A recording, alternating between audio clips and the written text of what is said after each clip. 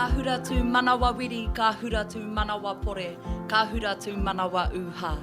Ko tō manawa, ko tōku manawa, ko te manawa nui no rangi ka whakaputa ki te whaiao, ki te ao mārama, ki tēnei punua pāho tātou. E kawe nei ngā kōrero paikea o ngā tikonohi o Whangara.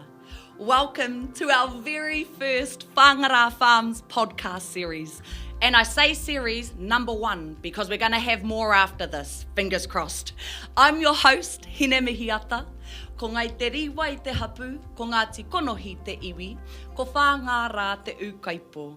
And I'm excited to explore with you, our listeners, the rich tapestry of Whangara Farms, where our land and our people and our stories weave together to create a beautiful takapau for all of our future generations to come.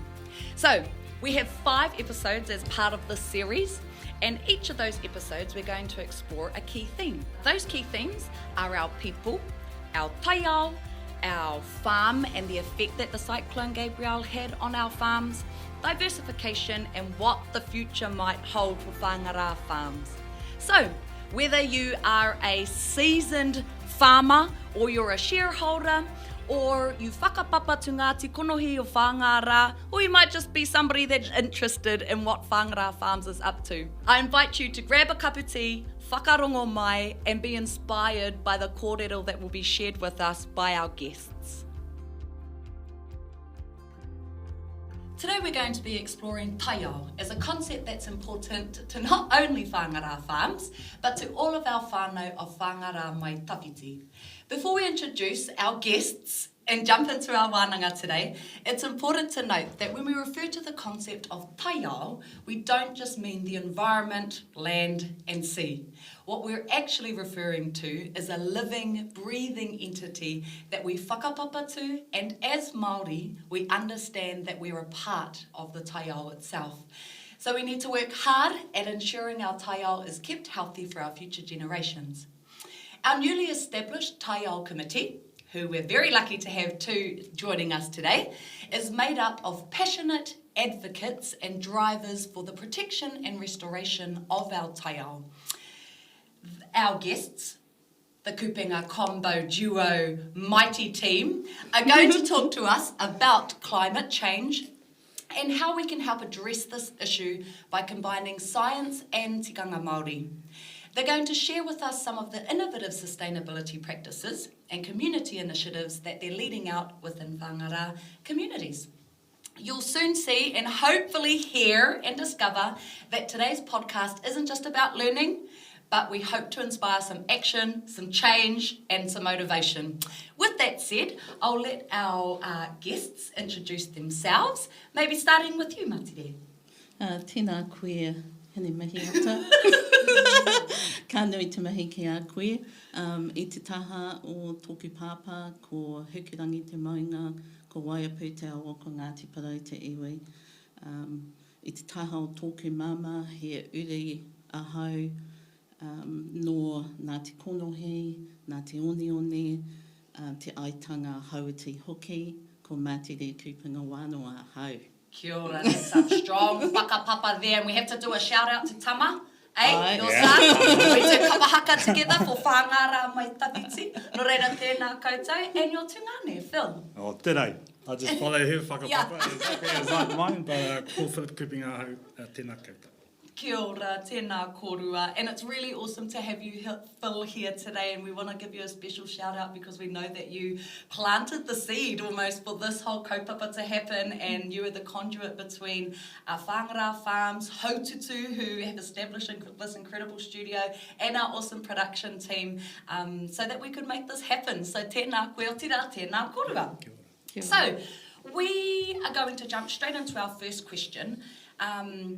And maybe I'll direct this to you first, Matire. Can you explain to us the role of the Taiao Subcommittee? Okay, so the subcommittee is made up of representatives from each of our 3 incorporations. That's B5, Pākarai A and other blocks, as well as Tapuai Whiti. So those members of our committee are Ana Taumonu, Pehimana Brown, Philip and myself. Awesome. As representatives. So our main role is to provide good leadership, good governance across Taiao. We're all passionate, committed committee members, and both Ana and myself are the co-chairs of the Taiao. Ana Taumonu. Yeah, cool. Because I was my next question was gonna be who makes up that team. So, and I know you named them there. Maybe you can talk to us a little bit about what board they are representing and a bit about them. Yeah. So, to actually, the selection process is really up to each committee of management. It's important that those people that are chosen have the support and endorsement of the respective committees of management. So that's really important. So each of them, all of us had to put through a CV to the board, and like a cover letter, Or a formal process. But more than a cover letter, but CV and a cover letter. But outlining what our strengths would be, what would we be bringing to the Taiao Subcommittee. And obviously it was important for us on the Pākarae as representatives of the Pākarae A and other blocks committee of management to ensure that we had that support and endorsement, of which each of the members did. And all of them come with their own particular passions. For Ana, she is, part of ahika, very connected to the whenua at Whangara, walks around with the hills, and she brings all of that mātauranga that she has and that passion to make a difference, and also represent the shareholders who, like all of us, put us in there, put us on the committees of management. That's cool. And Uncle Pene is going to be joining us later. Yes, he is. We have you two. Awesome. And what do you think that, what key initiatives or drivers bring you onto the board? Well, I'll talk I'll first. start, and I'll start with you and then I'll we'll take go the over 5 to you. seconds. Well, so particularly for me, as a representative of Pākarae A and other blocks, we have 400 hectares of whenua that's been reverted, that will go back into native plants. And so it was important for us to have a strong representative who is able to make sure that we have rangatiratanga and over our particular whenua, and that's why I think it's also important for all others that are involved on our committee to make sure that they're happy with what's happening with whatever happens with their particular pieces of whenua that will be reverted back into native forests. Or the like. Yeah, that's right. And we've spoken in other podcasts where, although one of the things that make us so proud about being part of Whangara Farms is that, unlike mainstream organisations, it's not just about our shareholders, because we're part of a wider community, and we have kaitiaki that are living on these lands that might not have shares. And so they're still part of our whānau, and they're very much included in the things that we're doing. So it's really, and later on we'll talk about some of the initiatives that we'll be talking about absolutely. too. So, awesome. How about you, Phil? I got voluntold to come on. As we all do. As we all do. No, very, very passionate about it. Puatai. Puatai is the 400 hectare block, and for most of us, Matire was husband was a shepherd on Pākarae. Yeah. So as a kid, I learned how to dive there. So it holds a lot of our memories. So of course you're going to be passionate about when it came up to be involved, because for a lot of us who have lived on the land, who love it, it's really important for us. And I like, like for me it is about a project. I feel like if we can work on something as a collective, it makes it more sense. Some of these things. So we know that Puatai is just the first template of what we've got to do. Whangara Farms, we have a few blocks of land that have to be, that we have to look at. And so this is like that template for us to start. And what I like about us is that, we're a collective, and we're working together. When it comes to climate change, everything is connected, Yeah. you know, and so I like our kōrero about our community because I feel like Whangara itself is an example of how we all can work together, you know, and that's what our tipuna have showed us, right? And when we look out at Te Tarawhiti, climate change is everywhere. We've got whānau struggling here at the moment. Very much feeling that, yeah. So, you know, we can't, as we go back to it, it's always about our whenua, but it is, for me, about leading an example for our whānau, because as we've seen with our roads gone up the coast, there's a lot of whānau that are struggling. So, you know, I think the mahi that we're doing, all of us are very passionate about it. Yeah. But I do feel like there's a bigger picture. Absolutely, and I think that's really the driver for most of us, right? It's not for puta, it's not for the incorporation, but it's actually because we have a deep connection, passion, and aroha wā whenua. That's very much true. And do you know, often at mahi, we say, if you don't plan, you're planning to fail. And I know that one of the big things that the Taiao Committee is working on is actually an environmental plan, which is something we haven't had before. So I might ask you, Matire, what are the key drivers to develop specifically a hapu-led environmental plan? Well, And is there a difference? well, that's a big question. I'm not going to be able to answer that. We're working on it. Yeah, but I suppose for us, the driver is really to find out what the aspirations are of our people, both at a whānau level, a shareholder level, and right through to a hapu and iwi. I think whatever's best for whatever our people think are best for them, are best for us as well. So it's going to be quite a challenge to actually look at what does a hapu-led plan look like, but first of all, we need to hear the voices of our people. That's the most important thing for us. So there are plans afoot to put together through our People Subcommittee, a survey that will go out, but we've already started the conversation, the discussion. At the AGM, we asked questions about, what they thought about us when we did our presentation on Taiao. What were some of the concerns for them in terms of our whenua? What do they want to see our whenua look like? And when we presented our plan across Puatai, especially with the Pākarae and other blocks, they were very supportive of what it would look like for us, because it means more than just planting trees on our whenua. There's our history, our hitori, our pūrākau on our ancestral lands. We need to know what happened prior to colonisation. What do some of our stories, our mōtete, our waiata, what do they say? How did they inform what happened on our whenua? What were the plants and the indigenous species that were on our land? So when we're talking about our 400 hectares, we're not just going to go up there and put any trees on. There is a lot. It's quite an ambitious, huge project because, as you can imagine, it's 400 hectares. But for us, the voices of our people need to be heard, and we need to hear them from the past, because they inform our future, but also hear them from the present.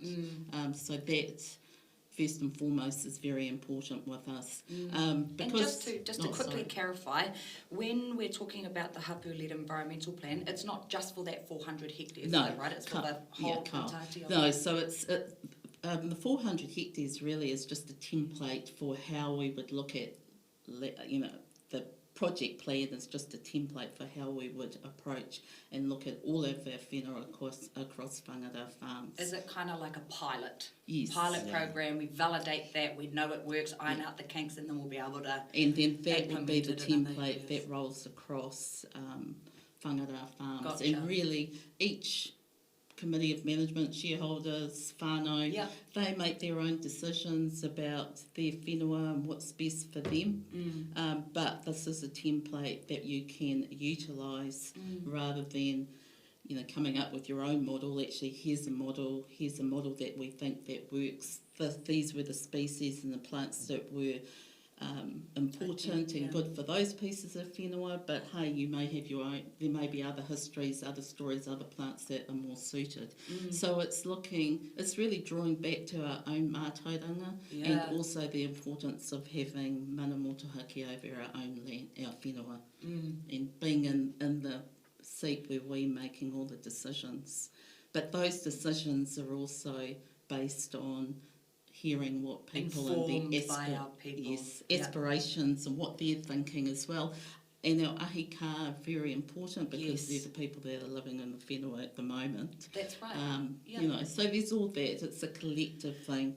I mean, it will be important for us when we're planting trees and when we're weeding, you know, that we have the support of the wider whānau hapu and iwi to actually help with that. But the benefits of doing all of this will be amazing. And as we always talk about that we're here forever, that we want to make sure that our whenua is better for our future, it is important that our mokopuna and our whānau are informing our future, because what we do now makes a real difference to our future, and we can see that just currently at the moment with the taiao whati and the forest.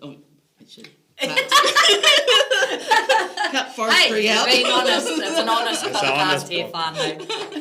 The slash. Kia ora. Yeah. Because that's actually that, a lot of that slash that came down, that was really close to Whangara lands, right? Especially to that Pākarai block that you guys look after. Yeah. And I mean, a lot of our whenua, especially in Whangara, is prone to erosion, so it's really important that we're putting our trees up, because actually trees do help solidify the whenua, make it strong, but we need to put the right trees in the right place. For us in Pākarai, it's natives, but for other parts it may be, whatever's suited for that particular whenua and what's important for those and those people of those particular ancestral lands. Even though we are one, we are also made up of three, and I know that each committee of management hold dear to their own history, their own pūrākau, and the importance of maintaining, their, not control, but rangatiratanga over their own whenua.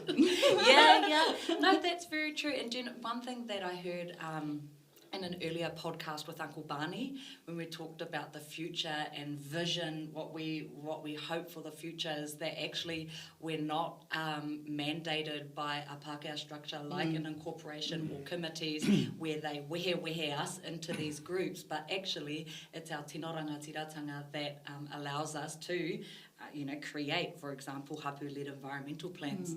So tēnā koe i rā kōrero. Phil, what are you most excited about with this hapu-led environmental plan? Yeah, probably what I'm excited about is just the possibilities, really. Yeah. So when I look at the 400 hectares, there's a lot of things that we could be doing, and so that is about really a paradigm shift for all of us. Like listening to our stories, listening to our people, and not being so driven by the profit. Yep. Yeah. Kia ora. I think for us, when you think about climate change, it's about our whānau realising that a lot of farms are really under pressure to reduce emissions. Yeah. Which basically means we'll be getting costs. We have to pay some money somewhere.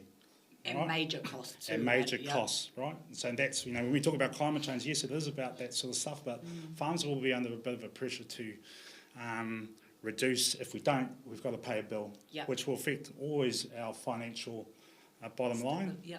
When we talk about a lot of this stuff, we're talking about plant trees. Well, you're talking, carbon emission scheme, which is the things that comes out everywhere.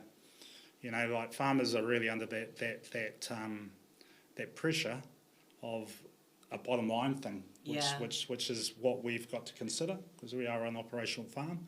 But for me, it's the excitement, it's the opportunity that we really stick to our values, and sometimes our values, our tikanga is the thing that will get us out of here. And sometimes it's not always about the profit that we're talking about. Sometimes we've got to look at the long term stuff. So when I think about the land itself, I think of opportunities that could be around technology. There's a lot of things that we could be telling our stories, a lot of things that will build our brand, and innately just being Māori. That's my key.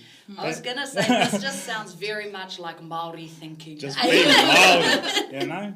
I think the corporation itself, you know, we've been in that thing where most of us have been involved for a long time. We were just about breaking even. Our whānau's done so well to get us to the point where we're financial. Yeah. And I think, you know, we still have to be in that mode, but man, we need to actually now, you might look at it as a problem. I think it's an opportunity for us to think differently. Yeah. And I don't think, you know, like to the whānau out there, when we talk about climate change, I don't think if climate change wasn't here, we wouldn't be trying to be innovative, you know, trying to be in this thing. So for us, you know, I just think, man, this is an amazing opportunity for all of us. Yeah. You know, and this is for us to really stand up and really, you know, really do something. And when I talk about a lot of the stuff, I think, you know, to me, it's not about we'll be world leaders in Indigenous farming, if that's the term. But I feel that. I feel, you know, we can lead the way in the world, not just here, for whānaus all around the place. Yeah. I'm feeling inspired. And we will talk a little bit about some of the initiatives that I know the Taiao Committee are driving, like the seed, what do we call it? Pilot program. Yeah. But with the mahi that you guys are doing at the moment, I really like your approach to climate change and taking it as something that we can actually use as an opportunity to really drive these initiatives within the Taiao space. And I know in our intro we spoke a little bit about climate change and how the Taiao Committee are combining science and mātauranga Māori to combat climate change. Have you got any examples of that mahi that you'll be doing? So I think it's really important that we look back in history and look at our own tauranga that informs or works alongside science. All of us are not experts in it, so we do have experts coming in terms of our biodiversity plans that are happening. But a concrete example is the development of a native nursery. So collecting our own seeds from the whenua, from whence they were taken, bringing them in. We've had schools one school that's come in to collect those seeds, taking them, growing those seeds and then planting them back, making sure that we're planting to our own ways of planting, as well as obviously having a comprehensive plan to do that. But that would be one example of, I suppose, combining both of those things together, because it is important that we're not just putting any plant there, that it's plants that are Indigenous and from that region, because there's a lot of reasons for that. I mean, obviously that they'll be most suited, resilient, sorry, not resistant, resistant to and used to the whenua and the weather and all of those things. And where did you, so that's the mātou, so the science element is coming from taking the seeds and going with EIT? Taking it to EIT, and what's the kupu where they use the seeds? Earpiece, tell me, what's the word? Where you take the seeds and they're taking them to EIT?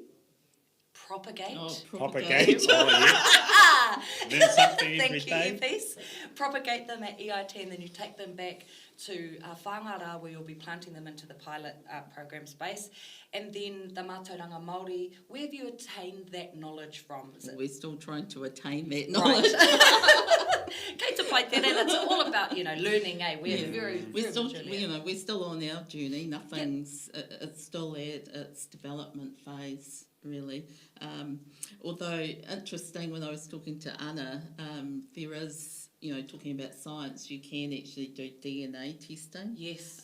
So what they've found from going in and looking at the DNA of particular, the wai, the rivers, in that particular whenua is what used to be there. So what sort of species, what sort of birds used to fly around if you can recreate the whenua as it was previously? Yeah. What sort of trees are most resistant, especially in the terms of 400 hectares? It abuts 14 kilometre nautical miles of sea. So what were the plants that were there? What were the birds? So it's bringing all of those things together, plus our stories that go with that as well.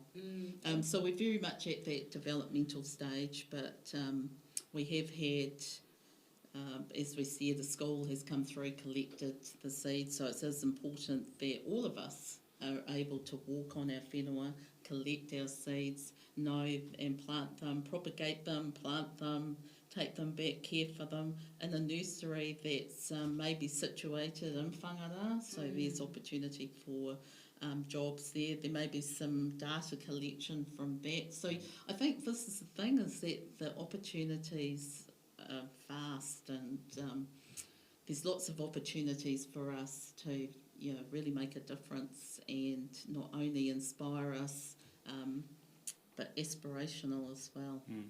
Kia ora. Yeah, that's right. And I remember from an earlier podcast with Ray, he mentioned Ron Taiapa was providing some of that Indigenous knowledge around the seedlings that we'll be taking. So that's cool. Awesome. Moving on to our next question. What are some of the initiatives that the subcommittee, so we've heard about the nursery, the seed collection, what are some of the initiatives that the subcommittee are working on, and when do you think our whānau will be able to see some change? I know that the nursery is already in action. What else have you got on the table? I think when it comes to seeing the 400 hectares, that's a long burn. This is we're in it for a long game. You won't see anything over the next couple of years because, one, you've got to grow the trees, collect the seeds, all of those things. But I think one thing that when we initially got together that was really important for the Taiao Subcommittee was we were given and sorry, this is technical, but a KPI that we would What's look a KPI? at. Key performance indicator. Yeah, so how we measure the success, say, of our KPI. Yes, it is important. I think you talked earlier about, we need to know where we're going. Yeah. We might be given a problem, but we really need to know what our end goal is so that we've got a pathway to get there rather than just aimlessly, throwing darts at a dartboard. Yeah. So initially we did spend quite a lot of time as a Taiao Subcommittee actually looking at what we were there for, what was our purpose. So it's not jazzy, but it will be jazzy when we have our next meeting. But it's really to manage, rehabilitate, enhance for better outcomes for our people and our environment. So we had also, as I said, these KPIs. So one of them was the triple bottom line. Yep. And so the triple bottom line for us, which is really planet, people and profit, probably didn't resonate to us as a committee of management because, it didn't, because we're Māori, it didn't feel very Māori. So for us, we were thinking, we are about making a profit, but actually we need to move, as Phil said, move along this paradigm shift. So moving from farming sheep and beef, which is, our bread and butter, and we wouldn't be here if it wasn't for sheep and beef. Right. So that's still very, very important to us. But it's a paradigm shift from moving from a profit way of thinking to a prosperity way of thinking. So for us, we spent a lot of time thinking about what models were out there, what's part of our tikanga, what's important to us, how do we view the world, and through collective thinking, Anna had quite a bit to do with this as well, and Penny, of course. And also consulting with our pakihi and other people, we came up with what we call the Taiao decision-making model, which was mana tangata, mana whenua and mana ki mua, so looking towards the future and more of a prosperity model. So we spent a lot of time working on that because it's really important that our way of thinking and how we conceptualise and view the world was measured through a model, and so that's what we've developed. We've socialised that around to the other committees of management and at the AGM, just to get a sense of what people think. And yeah, I think that was probably quite a big thing. All of these, all of this stuff is as someone said, conceptual, but actually it's really important to do that groundwork so you're really clear about your pathway forward.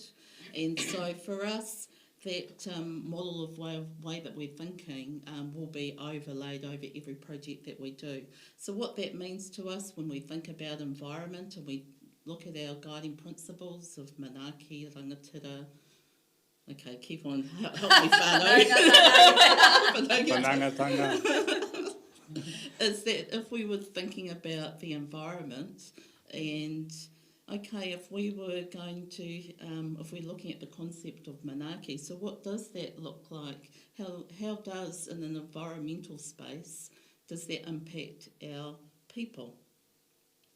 How does, from a rangatira perspective or kaitiaki perspective, how does that, whatever we're going to do, how does that impact the well-being of our people? So if we start kind of utilising this model, that really is a way of how we, as a model of the way that we think, and that permeates throughout the whole farm, then I think that supports us with this paradigm shift that we're going through, because it is a paradigm shift. We are moving away from purely being sheep and beef, and a lot of that, as Phil said, has been driven by legislation, environmental devastation really, because that's what you can see. So we've had to do these things. That's cool. That's really clear, and it's awesome to see that the governance, or this actually working committee, isn't just staying up in that high level strategic consulting space, but actually getting down and getting our hands dirty and doing the mahi. That's really important. Thank you, and thank you, Phil. Thank you. We're going to ask Uncle Pene to now join us. I'm subbed. So also joining us today is Pehimana Brown. Thank you for taking the time to join Matire and I here today to talk about Taiao, because you're also sitting on that committee. I know, it's been drilled into us, kore te kumare, kore o moto nā kereka, and then we've got to talk about what we're doing. It kind of doesn't feel right, but I know that our whānau, our shareholders, Ngāti Konohi, our wider community are really interested in understanding what we're doing. So we do thank you for coming and joining us. And do you mind just introducing yourself for those that don't know, might not know who you are? Ko wai koe no whea koe, ka koe te rā koro, ka tahi ka tahuri mai au ki te pātai tuatahi. Hini mea hata, tēnā koe, Pehimana Brown, and I'm the chair of Tapuai Whiriwhiri, and I just take the opportunity to acknowledge the work that Matire and Phil have done with Pākarai and their environmental plan. For that big piece of whenua that's been at the back of their minds for a long time. And Tapuai Whiriwhiri has a smaller project, and part of our, one of the first aspects of our plan is to get the committee out onto the whenua and look at our smaller piece that we're looking to set aside from the Taiao Committee? No, the Committee of Management. Okay. Yes. Because the plans for each management committee need endorsement to then be brought to the Taiao Committee. Yeah. So Tapuai Whiriwhiri are looking forward to that. It's about 37 hectares coastal in around Panorangi's pā sites. Yeah, that's awesome. And we've just spent the earlier part of this episode actually discussing how we'll use the nursery as a bit of a pilot. We'll validate that there, and then it can be a model that can be replicated in other areas. So that's cool. My first question to you is around what would success look like for you as an individual, but also as for Whangara Farms and for our whānau in the space of Taiao? I think I answer that question as the chair of Tapuai Whiriwhiri, and my wish for success at that level is my wish for success at the Whangara Farms level as well. And the beauty of this project is that I think it offers,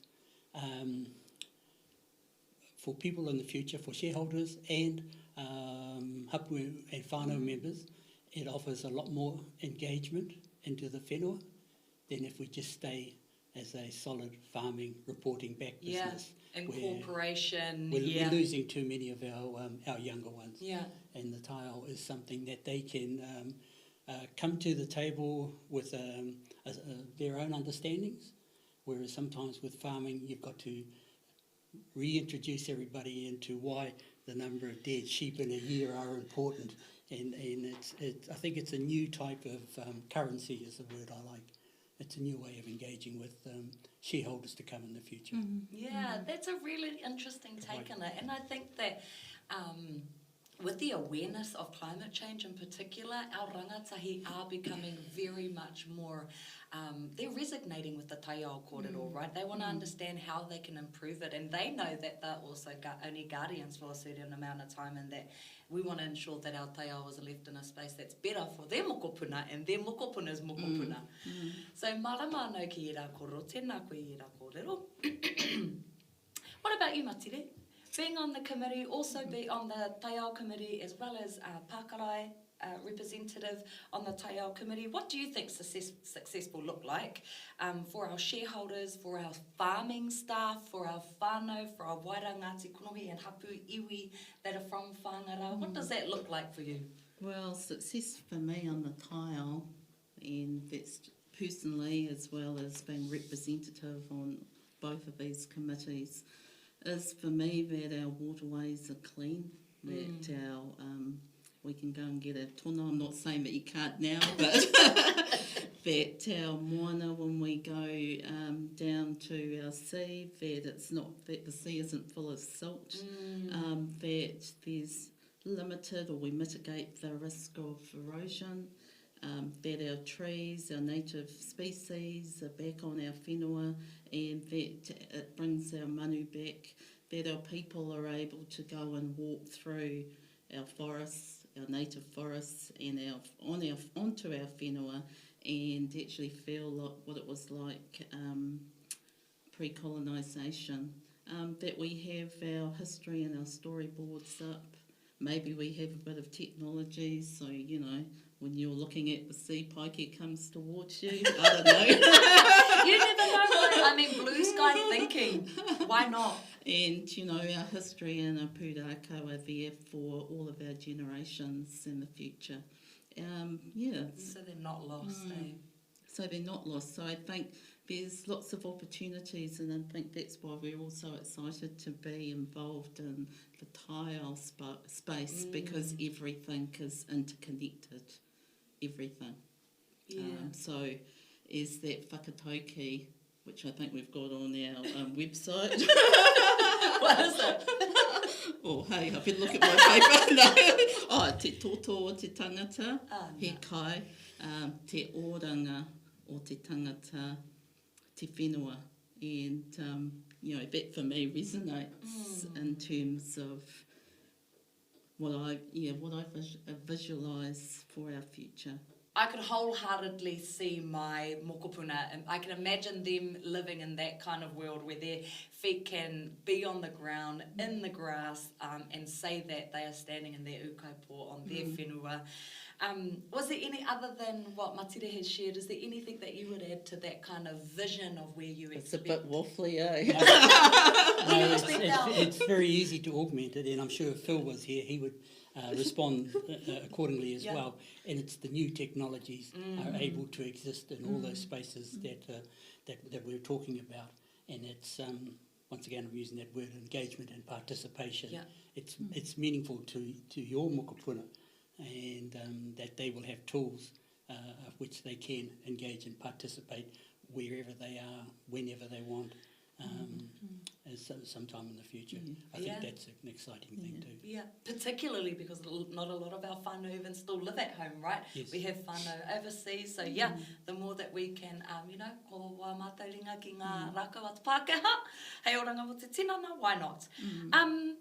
We've run out of time, unfortunately. We're hoping for a series 2 and we'll bring you guys back on so that we can continue this kōrero. But for now, we have to wrap it up there. Thank you very much for sharing your insights and your knowledge about Taiao and all of the hard mahi that you're doing to ensure that our Taiao can stay healthy for our future generations. Tēnā kōrua. Kia ora.